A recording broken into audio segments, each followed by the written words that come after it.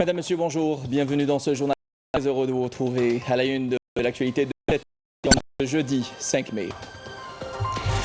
Disparition hier avant de l'une des classiques algériennes, Mohamed Hazim, à l'âge de 70 ans.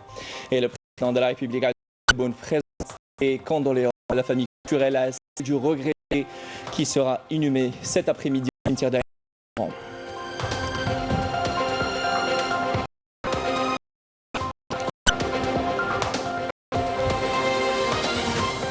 La machine de développement économique dans cette édition, les progrès d'une usine électrique à Blida qui produit plus de 30 000 unités annuelles.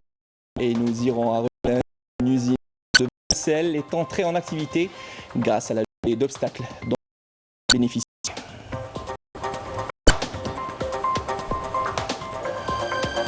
Et dans l'interview de plusieurs manifestations dans différents marocains pour une journée internationale et pour dénoncer la position du régime du Yémen et les accords de normalisation avec l'entité sioniste.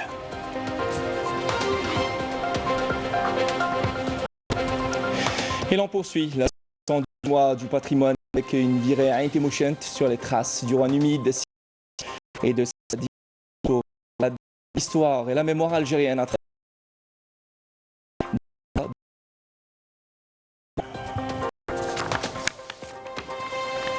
Bienvenue à vous tous. Le grand artiste Mohamed Hazim, hier à l'âge de 100 ans, à l'hôpital militaire après un mois contre la maladie, sera inhumé cet après-midi après Salat al-Dohr au cimetière d'Oran. Suite à cette triste nouvelle, le président de la République, Abdelmadjid Tebboune, a exprimé ses condoléances et sa profonde compassion à la famille des défunts artistes et toute la famille culturelle. Talent du comédien, une figure emblématique, un artiste talentueux qui a défini le sourire et qui a apporté à travers les programmes radiophoniques et télévisés ciblés. Hazim, la scène artistique perd une de ses icônes qu'il a agi par de nombreuses œuvres et en fait les Algériens. Parmi elles, le sketch comique de la série Bila Houdoud, où il s'est démarqué par sa performance pour marquer les esprits et occuper les Algériens et occuper une importante dans leur cœur grâce à sa simplicité et son sourire. Et il y a à Algérie où il a tourné également à la station régionale de la télévision algérienne des productions qui fait connaître auprès du public aux côtés de M. Haïd. Retour avec فايدة شغال يقول لك الموت ما تخير شيء هاك على الزهر تحصيل باش 70 ans, Mohamed Hazim tire sa révérence. Le comédien qui a longtemps signé la joie sur les visages des Algériens, notamment durant les moments les plus difficiles. L'une des figures emblématiques d'El Beya, Mohamed Hazim s'en va, laissant derrière lui une riche production artistique. Après des débuts au sein de la troupe Les Travailleurs d'Oran, le comédien va connaître un grand succès en formant le trio Bila Houdoud en compagnie de Mustafa et Hamid, faisant même les de gloire de la station régionale d'Oran de la télévision algérienne. Un succès qui propulsera l'artiste au rang d'une star nationale. Difficile de comprendre le long parcours de Mohamed Hazim en quelques mots. Son œuvre artistique est importante. Un glorieux parcours qui dit combien il fut. هذا جي وعليه كلام لا اشرب هذا الجي واعطي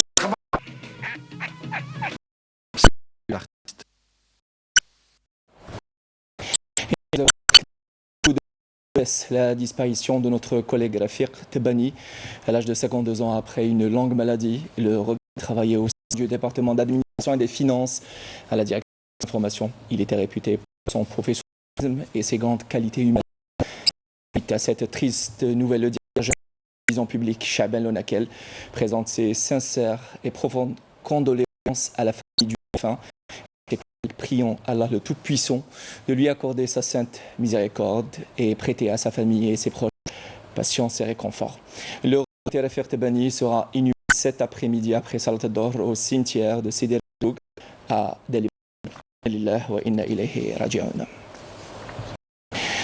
Le ministre de l'Énergie et des Mines, Mohamed Arqab, prend part aujourd'hui au travail de la 28e réunion ministérielle non OPEP, trois pays signataires de la déclaration de cette réunion se tient par conférence et se précède la 40e réunion ministérielle du suivi JMMC. Ces deux réunions seront consacrées à l'examen de la situation du marché pétrolier international et à ses perspectives à court terme. La station d'eau de Fouca a atteint une production de 120 000 mètres. Cette station qui alimente plusieurs communes de Tipaza et plusieurs autres de l'ouest d'Alger, elle s'est dotée dernièrement d'un atelier de maintenance pour pallier aux pannes techniques répétées. Zidour Amina, Yanis et Razem. Avec une capacité de production quotidienne de 120 000 m3, la station de dessalement d'eau de mer de Fouca fait partie d'un réseau de 11 stations qui assureront l'alimentation en eau potable de Tipaza et les wilayas avoisinantes. Ici, une nouvelle technique de dessalement d'eau de mer est désormais utilisée. Les 11 stations utilisent la même technique de dessalement utilisant des membranes appelées l'osmose inverse. Après le dessalement, l'eau potable doit être reminéralisée avant son injection dans le réseau AEP. Grâce à la technique de l'osmose inverse, 45% de l'eau de mer récupérée est traitée après plusieurs étapes sous le vigilant de cadres hautement qualifiés. Nous devons assurer la quantité suffisante ainsi qu'une qualité irréprochable de l'eau avant sa distribution. Plus d'un demi-million d'habitants sont approvisionnés à partir de la station de dessalement de Fouca, une station qui s'est dotée dernièrement d'un atelier de maintenance composé de 90% de matériel nécessaire pour son bon fonctionnement. Cet atelier nous permet d'être autonomes et d'assurer la bonne marche de la station. La dessalement d'eau de mer de Fouca alimente plus de 17 communes en eau potable. Ces communes connaîtront d'ailleurs une amélioration après l'ouverture de la station de dessalement Fouca 2 qui permettra à terme d'injecter 300 000 m3 d'eau supplémentaire par jour. Et non loin de Fouca, Blida très exactement, à la découverte d'une usine ambitieuse spécialisée dans la fabrication de poteaux électriques destinés à l'éclairage public. Avec une main-d'œuvre 100% algérienne, cette usine produit plus de 30 000 poteaux par an. Mariam Ben Abdelrahman, Amélie. Cette est utilisée comme produit de base la fabrication de poteaux électriques destinés à l'éclairage public. Il est d'abord connecté, ensuite traité et enfin découpé par une main-d'œuvre compétente 100% algérienne.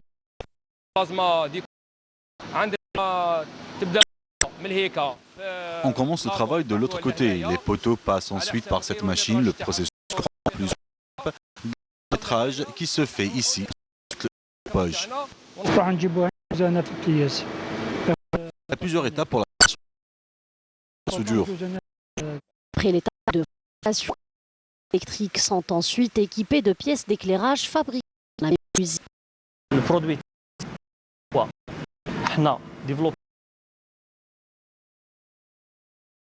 Nous ici en Algérie et aussi le circuit de driver. Le taux d'intégration est de 95%.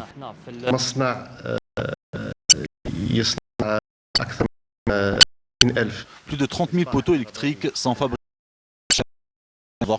La Gaz et la Sonatrach sont à la recherche ici en Algérie à se mobiliser afin de fournir l'équipement électrique nécessaire pour le marché local.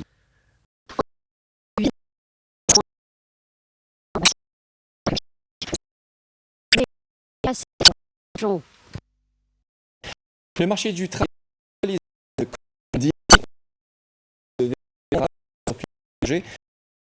économique qui contribue à la diversification de l'économie nationale, mais aussi à la création d'emplois.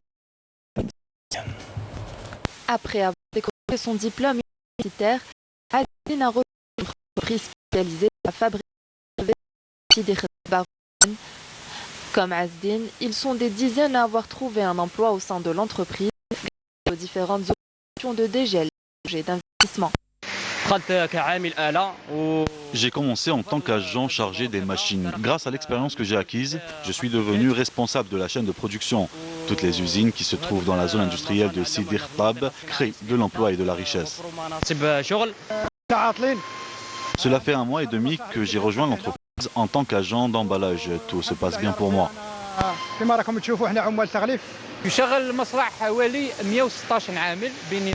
ne compte pas moins de 16 employés qui travaillent en brigade. L'entreprise a une capacité de production de 3 millions de pièces par an.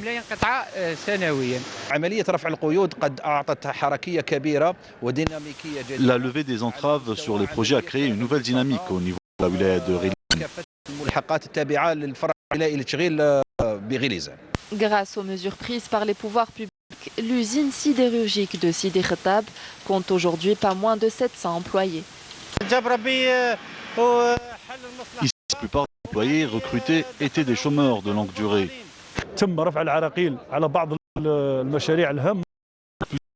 Ont bénéficié d'une opération de dégel, ce qui permettra la création de plus de 1000 postes d'emploi d'ici la fin juin.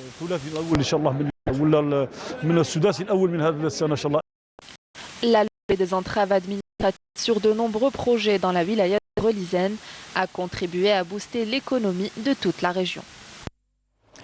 Et dans le volet international, en réponse à une lettre adressée par 19 eurodéputés, le 3 mars dernier, le haut représentant de l'Union européenne pour les affaires étrangères et la politique de sécurité, Josep Borrell, a réaffirmé le plein soutien de l'Union européenne au processus mené par l'ONU pour trouver une solution politique juste, durable et mutuellement acceptable au conflit du Sahara occidental occupé par le Maroc. En soulignant que les États membres de l'Union européenne partagent ce ferme attachement au caractère central du processus politique dirigé par les Nations Unies à travailler dans le cadre des résolutions du Conseil de sécurité de l'ONU et à lutter pour un résultat final convenu d'un commun accord par les parties. À l'appel du Front marocain de soutien à la Palestine, plusieurs manifestations ont été dans les nationales d'Al-Quds célébrées le 29 avril et pour dénoncer la position du régime du Merzen et les accords de normalisation avec l'entité sioniste. Amel Bouaqba.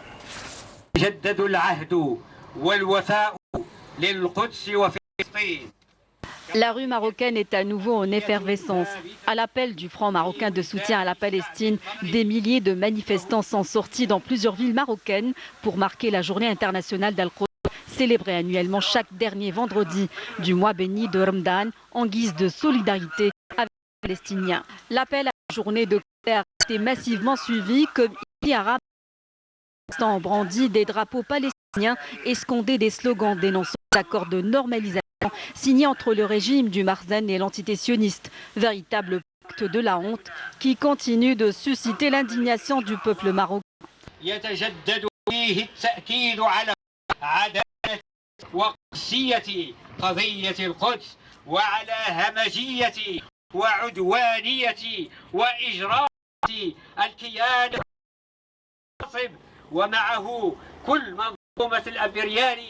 العالمية المتوحشة وكذا منظومة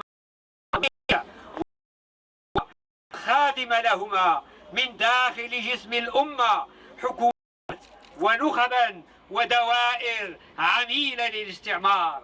إنها ثنائية المشهد الذي يختزنه يوم القدس العالمي، مشهد الحق الشرعي الثابت والدائم الذي لن يسقط باليوم مهما تكالبت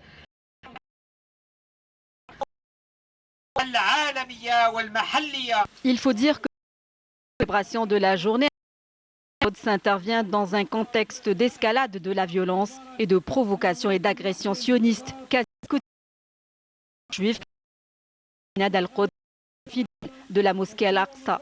Des agressions perçues comme une véritable déclaration de guerre contre le peuple palestinien. Pour le Front marocain de soutien à la Palestine, pas question de passer sous silence cette violence sauvage orchestrée par l'occupant sioniste avec la complicité de ses alliés, pointant du doigt le régime dans l'histoire et de la cause palestinienne. Condamnant la violente recrudescence des attaques sionistes en terre et les tentatives de judaïsation des lieux de culte musulmans, les manifestants marocains tirent à boulet rouge sur le régime du Marzen qui a au grand jour toute sa perfidie en faisant la tenue de la réunion du comité Al-Quds que le roi marocain préside à la suite de la proposition formulée par l'Algérie à se réunir sans délai afin d'assumer ses responsabilités et faire face aux graves violences commises par les forces d'occupation sionistes à l'encontre des Palestiniens. Les accords de normalisation et la position marocaine sont rejetés en bloc par le peuple marocain. Ce pacte, qui incarne le vrai visage du Marzen et ses plans machiavéliques, n'influence nullement sur la solidarité du peuple marocain à l'égard des Palestiniens, considérant la cause palestinienne comme un enjeu central. Le Front marocain soutient à la Palestine, qui rassemble 18 instances nationales, réitère son engagement à poursuivre son combat pour lutter contre la normalisation avec l'entité sioniste. Il nouvelle sa solidarité et son soutien au peuple palestinien jusqu'à la libération des Palestiniennes occupées et des prisonniers, le retour des réfugiés et l'instauration de l'État palestinien avec Al-Quds comme capitale.